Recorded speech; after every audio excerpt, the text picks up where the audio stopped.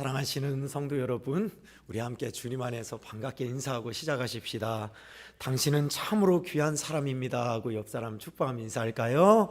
당신은 참으로 귀한 사람입니다. 아멘. 한 번 더 인사하겠습니다. 사랑합니다. 참 잘 오셨습니다. 인사하실까요? 사랑합니다. 참 잘 오셨습니다. 아멘.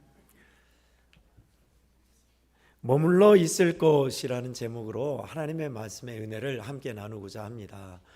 지난 주 중에 아는 목사님 사모님과 함께 식사를 하러 갔습니다. 제가 초청한 게 아니고 제가 주일 월요일인가 막 이런저런 일을 하고 있는데 점심때가 가까워서 밥 먹으러 가자고 근처에 와서 들렸다가 간다고 같이 밥 먹자고 그러시는 거예요. 그래서 한 걸음에 가는데 멀리 막 순천 외곽으로 막 가시는 거예요. 한 번도 안 가봤던 데라 여기 이런 데가 있었나 한데 딱 간 데가 어디쯤이었냐면 저기 상사 가는 쪽에 미드리 마을 순천 수석 박물관 있는 근처였어요. 저는 그곳에 한 번도 안 가봤는데 수석 박물관 이내 뒤편에 음식점이 있는 데로 데려가서 예약을 해놓고 또 이제 같이 맛있게 밥을 먹고 이런저런 이야기를 했습니다. 그리고 나서 이제 점심밥 먹고 그냥 가기 그러니까 수석 박물관을 구경하자고 해서 표를 끊고 들어갔죠. 한참 가는 길에 여러 가지 석조물이 있어요. 이제 돌을 깎아서 만든 석조물이 있는데 수석 박물관 거의 만드신 분이 진돗개 전도왕 박병석 장로님인가 그러신 분이더만요. 근데 세계에서 유일하고 가장 넓은 땅에 수석을 엄청 돌 있잖아요. 모양 있는 돌, 그걸 수석이라고 하죠. 그거를 전시해 놨는데 그 마당에는 주차장도 넓거니와 마당에는 여러 석상이 있었어요. 근데 그 중에 딱 눈에 띄었던 것 중에 하나가 이렇게 기도하는 이렇게 딱 기도손이 있으면서 그 아래에 소망 써 있는 거예요. 또 하나는 옆에는 이렇게 손이 딱 있으면서 그 아래에 사랑 써 있는 거예요. 그래서 가다가 딱 보니까 사랑 써 있는 게 웬 사랑? 하고 딱 봤는데 그 의미를 저는 알겠더라고요. 소망이 뭔지 알죠? 간절히 기도하는 것으로 우리가 희망하는 바, 바라는 바를 소망이라고 그죠? 근데 사랑은 왜 이렇게 손 밑에다가 썼을까? 엄지 주먹 손 밑에다가. 근데 자세히 보니까 그 엄지 손가락이 낮게 돼 있어요. 좀 높게 했다면 알겠더라고요. 무슨 뜻인지 알겠죠? 엄지척하고 그 아래 사랑을 써놨어요. 무슨 의미인지 아시죠? 사랑이 제일이다 그 말이었어요. 그러니까 딱 이해가 되더라고요. 아, 사랑이 제일이라는 그 뜻을 저렇게 돌을 깎아서 만들었구나. 여러분 고린도전서의 13장의 말씀이죠. 믿음, 소망, 사랑 이 세 가지는 항상 있을 것인데 그 중에 제일은 사랑이다 했는데 과연 우리는 사랑이 제일인가요? 사랑이 제일이 아니라 다른 우리의 시급한 일이 또는 우리에게 있어서 사랑 말고 내게 있어서 축복의 일이 당장 해결받아야 할 일이 또는 은혜 받고 싶은 마음이 제일 먼저 아닐까 순서상 그렇게 생각을 해봤습니다. 오늘 본문 말씀도 주님은 사랑에 대해서 우리에게 이야기하고 계십니다. 요한복음 15장은 여러분이 잘 알고 있듯이 포도나무 비유로 유명하죠. 나는 참 포도나무요 내 아버지는 그 농부라. 무릇 내게 있어서 과실을 맺지 않는 나무는 뭐 꺾여 불에 마르고 꺾어 불에 살라진다. 그런 의미예요. 그래서 포도나무가 이렇게 원줄기가 있다면 그 옆에 뻗어 있는 가지가 우리인데 그 가지는 나무 원줄기에 딱 붙어 있어야 그래서 양분과 수분을 공급받아서 사는 거잖아요. 그런 의미로 우리는 주님의 주시는 신령한 물과 양분 은혜를 공급받아야 한다라고 생각이 왔습니다. 그래서 그렇게 함으로 열매를 풍성히 맺는다 했죠. 그런데 오늘 말씀은 주님께서 그 공급받아야 할 것 중에 사랑이란 것을 말씀하고 계십니다. 오늘 9장에 9절에 15장 9절 말씀에 아버지께서 나를 사랑하신 것 같이 나도 너희를 사랑하였으니 나의 사랑 안에 거하라 하시면서 제자들에게 그 말씀을 하셨습니다. 너무 잘 아는 말씀이죠. 사랑 안에 거하라. 나의 사랑 안에 거하라 라고 하시면서 제자들이 그동안 어디에 있었어요? 사랑 밖에 있었나요? 예수님과 떨어져 있었나요? 아니죠. 예수님과 함께 있었어요. 그리고 그의 놀라운 기적적인 일과 그 자비로우심과 따뜻한 사랑을 이미 보아왔어요. 그런데도 주님은 계속 그것을 말씀하십니다. 나의 사랑 안에 거하라. 도대체 우리가 사랑 안에 거한다는 것이 무엇일까요? 우리 한국교회 모든 성도들과 저를 비롯하여 모든 믿음의 식구들에게 주님은 나의 사랑 안에 거하라 라고 말씀하십니다. 그 사랑 안에 거하는 것을 두 가지로 나누어서 메시지를 함께 받고자 합니다. 먼저 첫 번째는 머물러 있으라 라는 겁니다. 따라하겠습니다. 머물러 있으라. 오늘 9절 후반부에 나의 사랑 안에 거하라 라고 했죠. 거하다 라는 것이 우리는 뭔가 알고 있습니다. 기거하다 라는 것이 뭔지 알죠? 그것을 사는 거예요. 영어로 보니까 remain이었습니다. remain은 stay하고 달라요. stay는 지나가다가 잠깐 쉬었다 가고 머물러 있는 진행형이 가능합니다. 그러나 remain은 진행형이 아니에요. 더 쉽게 얘기할게요. 사람이 지나가다가 아이고 여기 머물러 있어야겠다 해가지고 집을 짓고 거기에서 사는 거예요. 그게 remain 뜻입니다. 그러니 주님이 우리에게 하신 것은 나의 사랑 안에 살거라.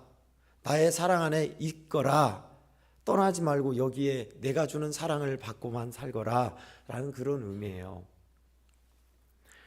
사랑만 기억하며 내가 너에게 주는 사랑을 받고 살아라 라는 겁니다. 이게 뭐 별거 있나? 우리는 그렇게 살고 있지 라고 생각할성 싶은데 안 그럴 때가 있더라고요. 사랑이 아닌 열심히 신앙생활을 하는 것이 주로 생각이 있는 사람, 직분을 얻고 열매 맺는 것이 다인 양 우리는 그것을 향해 달려오지 않았는가? 또는 사랑을 받고 있다 하면서도 실질적으로는 사랑을 누리고 우리가 온전히 흡족하게 사랑 안에서 거하지 못한다면 우리는 사랑이 없는, 사랑 아닌 다른 것을 찾는 사람이겠죠. 그래서 주님은 오늘 본문에 사랑 안에 머물러 있으라, 머물러 거기 있으라 라고 말씀하고 있습니다. 신앙생활 하면서 종종 그런 생각을 합니다. 세월이 참 무섭다. 우리의 육신도 연약하게 만들지만 우리의 믿음도 무력하게 할 때가 있다라는 겁니다. 우리의 믿음이 처음과 같으면 얼마나 좋을까 싶은데 10년, 20년, 30년 지나면 내가 진짜 믿음이 성장하고 있나 할 때가 있잖아요. 그런 면에서 우리는 오늘 이 말씀이 아주 소중합니다. 주님이 주시는 사랑을 받고 계속 그 안에 있어라 라는 겁니다. 마태복음 18장 33절은 우리가 잘 알고 있는 용서하지 못한 종의 비유가 나옵니다. 1만 달란트 탕감받은 자가 자기에게 100다리온, 100데나리온 탕감해 준 자를 용서하지 못하는 일을 통해서 다시 그가 감옥에 갇혔다라는 내용의 비유입니다. 다 알고 계시죠? 1만 달란트는 중소의 나라의 한 나라의 새 1년 세금액에 해당되는 단위의 큰 돈입니다. 개인적으로 갚을 수가 없어요. 로또 맞아도 갚을 수 없는 액수입니다. 그렇게 큰 탕감을 받았으니 얼마나 감사하고 고마워요, 그 주인에게. 그런데 그는 자기에게 조금 빚진 사람을 용서하지 않고 가둬버렸다 해서 큰 빚을 탕감해 준 사람이 내가 너에게 그렇게 큰 빚을 탕감해 줬는데 너는 왜 그렇게 작은 빚도 탕감하지 못하고 그렇게 사느냐 하면서 얘를 가뒀다라는 내용입니다. 여러분, 거기에서 우리가 봐야 할 게 1만 달란트 탕감받은 사람은 왜 자기에게 조금 빚진 사람을 탕감해 주지 못했을까요? 또 거기에 생략되어 있는 것 아마도 그랬을 겁니다. 1만 달란트 탕감받고 나서 어느 정도 세월이 흘렀을까요? 적어도 1, 2년은 아니었을 거예요. 10년, 20년이 흐르고 났을 겁니다. 여러분, 이게 무섭잖아요, 우리에게. 믿음 생활하면서 저와 여러분이 큰 사랑과 은혜를 받았는데 10년, 20년, 30년 흐르면서 나를 그토록 사랑하신다는 사랑의 감격과 큰 용서를 받은, 죄인이 용서받은 허물 많고 죄 많은 내가 하나님의 값없는 큰 대가를 치르지 않았는데도 나를 용서해 준 큰 사랑을, 그 감격을 우리는 잃어버릴 때가 많아요. 왜 그럴까요? 계속 그 사랑을 받지 않고 그 사랑에 머물러 있지 않고 딴 곳에 있기 때문에 그래요. 그래서 오늘 말씀이 중요합니다. 저와 여러분에게. 여러분이 머물러 있는 자리가 어떤 자리입니까? 주님이 주시는, 하나님이 주신 큰 사랑을 여전히 받아 누리고 있는 자리인가요? 아니면 신앙생활 열심히 하려고, 사명 감당하려고 분주하게 오가는 길에서, 또는 열매 맺기 위해서 다른 어떤 것에 가 있는 자리인가요? 여러분, 분명히 말씀드리거니와 주님은 우리 한국교회 성도 여러분들이 크고 귀한 일들을 해서 하나님께 영광 돌리고 바치는 일 원하지 않으세요. 그러면 좋죠. 좋긴 하지만 주님은 오늘 본문의 말씀처럼 내가 주는 사랑만 받고 살아. 그거예요. 내가 주는 사랑만 받고 살아. 그게 바로 머물러 있다라는 것입니다.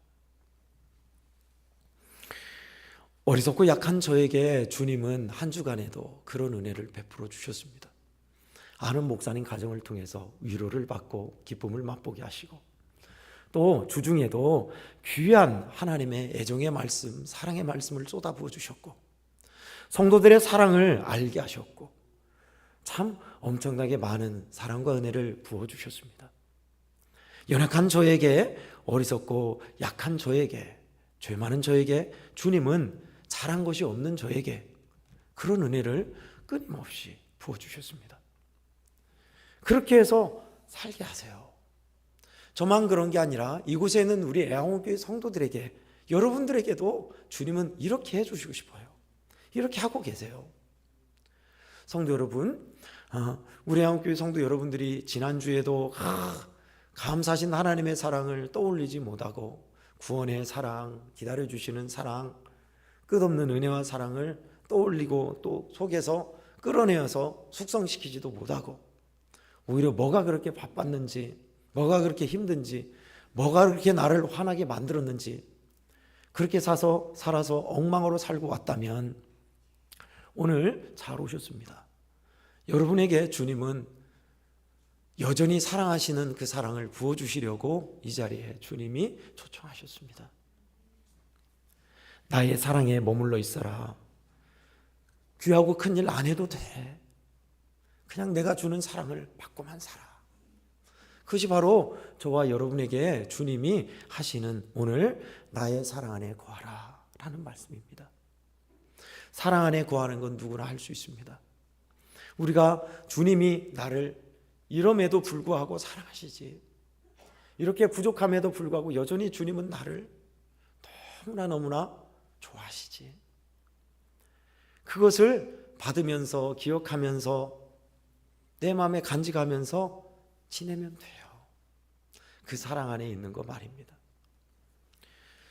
1960년도, 70년도, 80년도는 모르겠어요. 80년도는 조금 좋아진 것 같긴 한데 60년도, 70년도에 그때 본격적으로 상경하는, 서울로 가는 인구 현상이 일어났죠. 전쟁 후에는 모든 곳이 다 폐허여서 전쟁 복구 때문에 그럴 겨를이 없었습니다. 그럼 60년대쯤 되니까 이제 서울이 가장 발전했죠. 그러다 보니 서울에 자본이 밀집돼 있고 일거리도 많았고, 사람들이 이제 농촌에서 일하는 것보다 서울로 돈 벌러 가난을 면해보기 위해 많은 사람이 서울로 가기 시작했어요. 이촌 현상이 그때부터 본격적으로 나타났습니다. 그리고 본격적으로 나타난 것도 아무래도 1960년대 후반부터 70년대가 가장 피크였을 겁니다. 농촌을 뒤로 하고 이제 농사를 짓지 않고 서울로 가서 서비스업이나 제조업에서 들어가서 시작하는 일이 본격적으로 일어났습니다. 많은 젊은이들이 돈을 벌러 가난한 가정에 돕기 위해서, 동생들을 가르치기 위해서 서울로 갔습니다. 그들이 서울로 가서 했던 것이 뭐냐? 배운 것이 있습니까? 기술이 있습니까? 또 시드머니, 그러니까 자본이, 사업할 자본, 돈이 많이 있습니까? 아무것도 없잖아요. 당연히 밑바닥부터 시작하죠. 막노동하는 공사장에서부터 대부분 그때 가발 공장 유행이었죠. 가발 공장, 옷 공장에서 씨다, 그러니까 재봉틀 하는 사람의 보조, 조수 역할을 하면서 엄청난 혹독한 노동을 했습니다. 그것이 12시간 이상 노동했어요. 12시간이면 하루의 반절입니다. 자는 시간까지 다 합쳐서 24시간의 반절. 어마어마한 노동시간이죠. 그렇다고 해서 돈을 많이 줬냐? 아니요. 너무너무 박봉이었고, 문제는, 더 큰 문제는 뭐였냐? 그 산업시설이 위생상태 안 좋았던 거예요. 먼지가 펄펄 날리고, 마스크는 어디 있어요? 그냥 맨입으로 일하죠. 그러니까 그 먼지를 다 마시고 12시간 일하면서 제대로 쉬지도 못하고 제대로 먹지도 못하니 어떻게 돼요? 당연히 병 걸립니다. 병이 걸려서, 폐병이 걸려서 피를 토하며 일하다가 거기서 잘리면 갈 데가 없는 거예요. 그래서 병이 걸려도 숨기고 기침을 안 하려고 하다가 기침을 어떻게 참아요? 피를 토하며 기침하면 잘리는 거고. 그런 인생들이 많았어요. 그렇게 서울로 가서 돈 벌어보겠다고, 또 가난한 가정, 자녀들 또 바꿈치 않게 도와주겠다고 간 수많은 젊은이들이 노동으로 혹사하면서 병들고 몸 망가지고 사망도 이르고, 그런 일들이 많았습니다. 1960년대, 70년대 일입니다. 자녀의 아픈 모습을 보고 부모가 상경하여 자녀를 데려오려 할 때 무슨 말을 했을까요? 가정을 위해서 가난한 집의 형편을 돕기 위해서 열심히 일하러 갔지만 열악한 환경에서 병들고 연약한 자녀를 본 부모의 마음은 어땠을까요? 아마 몰라도 오늘 이 말씀처럼 그랬을 겁니다. 돈 벌지 않아도 괜찮아. 우리 굶어도 괜찮아. 내려가자. 그냥 내려가자. 부모의 마음은 반드시 그랬을 거예요. 가정의 가난을 면해보겠다고 그 열악한 환경에서 병들어 죽어가는 자식을 놓고 올 부모는 없죠. 데려오죠. 밥 굶어도 같이 굶을 거니까 내려가자. 데리고 내려왔을 거예요. 주님이 하나님 나라를 확장하기 위해서 우리를 불렀습니다마는 우리 아니어도 하실 수 있으세요. 주님은. 하나님은 능히 우리 말고도 하실 수 있어요. 연약한 우리를 통해서 일하시고 계획하신 것이 있으셔서 이끌어 가시지만, 여러분, 우리는 순서를 아셔야 돼요. 우리가 하나님의 뜻대로 사명을 잘 감당하고 풍성한 열매로 아버지께 영광 돌리고 헌신과 열정으로 귀한 일을 이루어서 헌물과 모든 것을 바치는 것도 좋아하세요. 그러나 그것보다 먼저가 있어요. 성공하지 않아도 괜찮아. 열매 풍성히 안 맺어도 괜찮아. 사명 엉터려도 괜찮아. 너는 내가 주는 사랑을 받고 살아라. 내가 주는 사랑, 내가 너를 얼마나 사랑하고 좋아하고 기뻐하는지 알며 살면 좋겠다.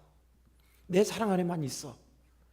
그것을 주님이 우리에게, 우리 양원교회 성도들에게 원하십니다.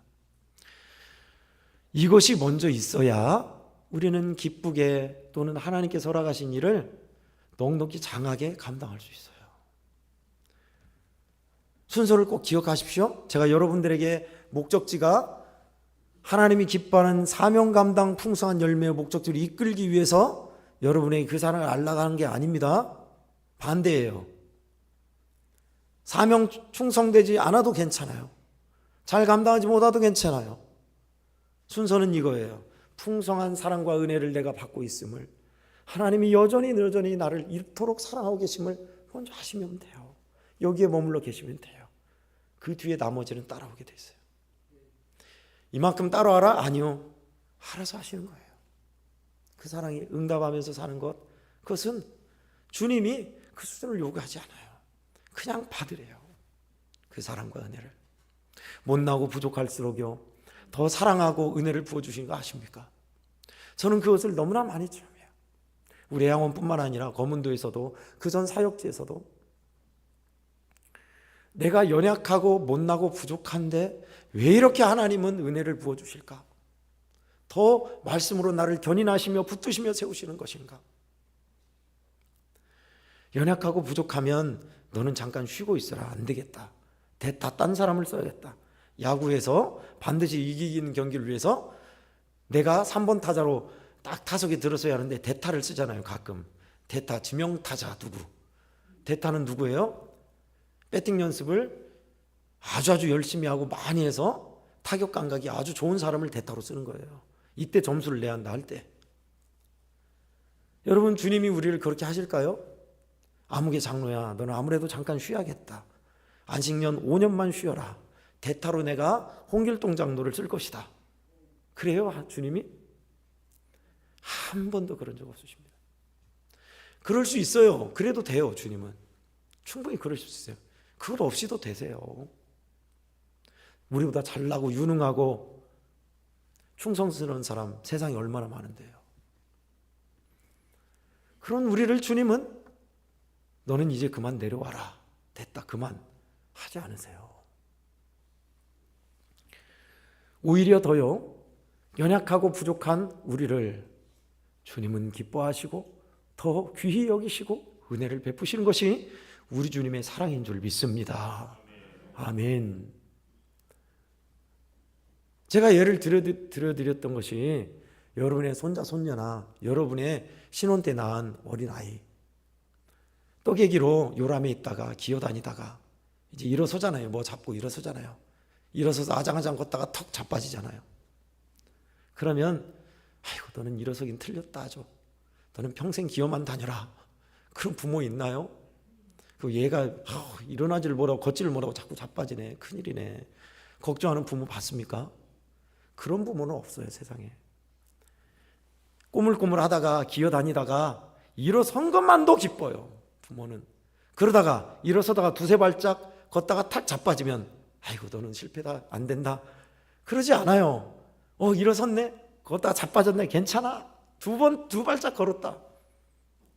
기뻐해요, 부모는. 저와 여러분이요, 사명을 감당함에 있어서 이런 엉터리가 있나? 이러고도 내가 직분자 사명자라 할 수 있나? 우리는 그렇게 생각하지만 하나님의 생각은, 주님의 생각은 그렇지 않습니다. 내 사랑 안에 있어라. 내 사랑만 받고 살아라. 괜찮아. 여전히 너는 내 아들이야. 여전히 너는 내 사랑하는 딸이야. 주께서 사랑하시는 애한교회 성도 여러분, 내 사랑 안에 머물러 있어라. 스테이가 아니에요. 체류하다, 리메인. 내가 주는 사랑 안에서 집 짓고 살아. 나랑 같이 살자. 괜찮아. 성공하지 않아도 괜찮아. 크게 믿음이 성장하지 않아도 괜찮아. 그냥 내가 주는 사랑을 받고 살아.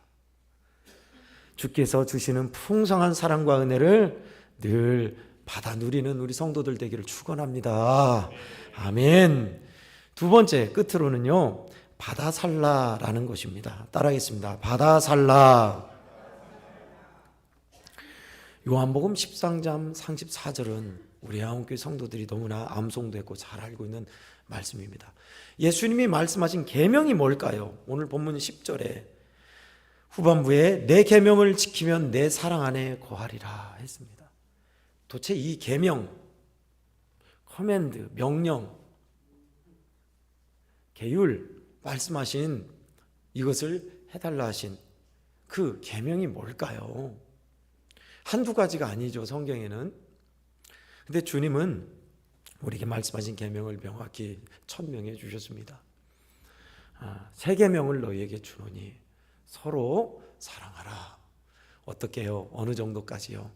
내가 너희를 사랑한 것 같이 너희도 서로 사랑하라. 이것이 너희에게 주는 새로운 명령, 새로운 계명이다 하셨습니다. 우리가 하나님의 풍성한 사랑을 받았으면 그 사랑에 대해서 응답하는데, 응답하는 그 응답의 모습이 뭐냐? 자연스럽게 흘러나오는 것이 뭐냐? 우리도 누군가를 그렇게 사랑하게 된다라는 것입니다. 예수님이 실패한 베드로에게 찾아오셔서 요한복음 21장 15절에서 17절까지 그 내용이 나와 있는데요. 부활절 이후에 주로 다루는 본문입니다. 실패한 베드로에게 주님이 찾아오셔서 어떻게 했죠? 조반을 구워 놓으셨죠. 모닥불을 피우시고 바로 배반했던 그날의 그 모습을 연상케 하는 그 연출입니다. 그리고 3번 베드로에게 물으시면서 사랑을 받아내시고 다시 회복하시죠. 그러면서 주님이 베드로에게 부탁한 게 있었어요. 내 어린 양을 먹이라, 내 양을 치라, 내 양을 먹이라. 이것을 부탁했습니다. 예수님의 그 부탁은 내가 너희를 용서하니 이제 평생 빚 갚는 마음으로 이 일을 해야만 한다 라는 의미가 아니었습니다. 내가 너를 사랑하고 다른 양을 그토록 사랑하는 것을 알았지. 그러니 너도 그렇게 그 사랑으로 내 양을 먹여다오. 주님이 부드럽게 그에게 사랑을 베풀어 주시며 다른 이도 사랑한다는 것을 보여주시면서 자연스럽게 살아갈 모습, 그 안에 사랑 안에 머물러 있는 모습을 가르쳐 주셨어요. 사랑 안에 머물러 있으라 한 것이 놀고 먹고 가만히 있기만 하라 라는 의미가 아니라 그 사랑을 받아서 충분히 받아서 누리는 거예요. 우리가 어떤 일에 대해서 동기부여가 있죠. 동기부여란 어떤 일을 하고자 하는 우리 마음속 깊은 곳에서 시작되는 시작점을 뜻해요. 사랑을 충만히 받은 사람은요, 숨길 수 없습니다. 응답하며 살아가요. 또 사랑하게 돼 있어요. 재채기와 사랑은 숨길 수 없듯이 진짜 그래요. 거기에 대해서 주님께서 하신 말씀이 바로 내가 너를 이토록 사랑했듯이 사랑을 받아 누리며 살아라 라는 겁니다. 받아서 사는 사람. 아이고 작은 것도 나를 서운하게 한 사람을 사랑 못하는데 어떻게 그렇게 한답니까? 주님께서는 그렇게 하게 만드세요. 아프리카 콩고에 헬렌 로즈미어라는 선교사님이 있습니다. 캠브리지 대학을 나왔고 지식인인데 그가 아프리카 콩고, 지금도 콩고는 좀 생소한 나라죠. 콩고로 선교사로 가서 그곳에서 예수 그리스도의 복음을 열심히 전합니다. 여성의 몸으로 그렇게 열심히 전하는데 콩고에 내전이 일어났어요. 내전이 일어났는데 반란군이 이 콩고에 선교하는 로즈미어 선교사님을, 헬렌 로즈미어 선교사님을 붙잡고 그를 가두어서 고문하고 심하게 구타하고 그리고 겁탈했습니다. 반란군들이 그렇게 선교사와 많은 사람을 핍박하고 죽이는 시절에 고스란히 노출되어 그렇게 어려움을 겪었습니다. 그러면서 반란군이 진압되고 나서 자유몸이 되었는데 만신창이 되었죠. 몸이 고문당하고 겁탈당하고 수많은 매를 맞고 그 정도 되면 이제 본국으로 귀국하여 몸을 정비하거나 다시는 콩고에 가지 않을 법도 합니다. 다른 일을 보내거나 다른 방법을 취할 법도 합니다. 그런데 헬렌 로즈미어에게 하나님의 큰 사랑이 임합니다.